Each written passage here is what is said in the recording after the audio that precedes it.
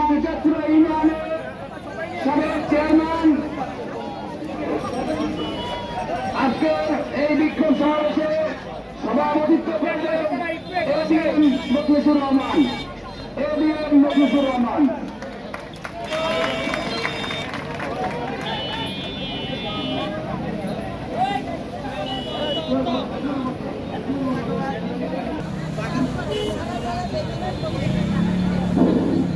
বিসমিল্লাহির রহমানির রহিম। আজকে দেশ নায়ক তারেক রহমানের বিরুদ্ধে প্রতিশ্রুতিমূলক কথাবার্তা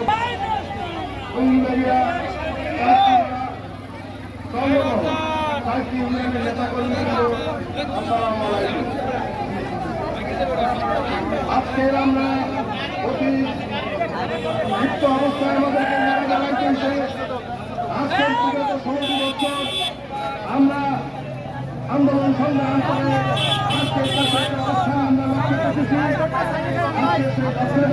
মনে করে আমাদের একক নেতৃত্বে আজকে দেশের এই সমস্যা পতন হয়েছে। এটা সঠিক নয়।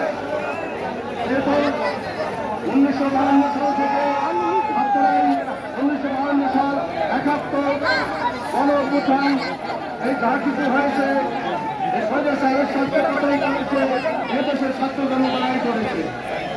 কিন্তু এত পরিলক্ষিত না। আজকের এই 34 সালের যে গণ-অভ্যুত্থান হয়েছে বাংলাদেশ জাতীয়তাবাদী দলে হয়তো তারা উকিল হয় নাই, কিন্তু সমস্ত নেতা কর্মী জনতা সহ আজকে জনতার নিজের অবদান। আজকের কোন ব্যক্তির অবদান না।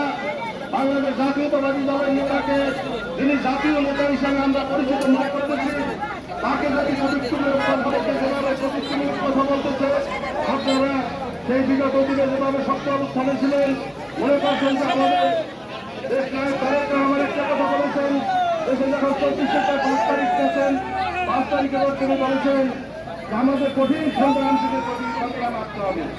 এই কঠিন সংগ্রামের পর আমাদের আবার সেই আমাদের অবস্থান করতে হবে। কিন্তু দেশের যে অরাজকতা সৃষ্টি হয়েছে, আজকে নির্বাচনকে বিজয়িত করার জন্য বিভিন্ন রকমের আলোচনা করতেছেন।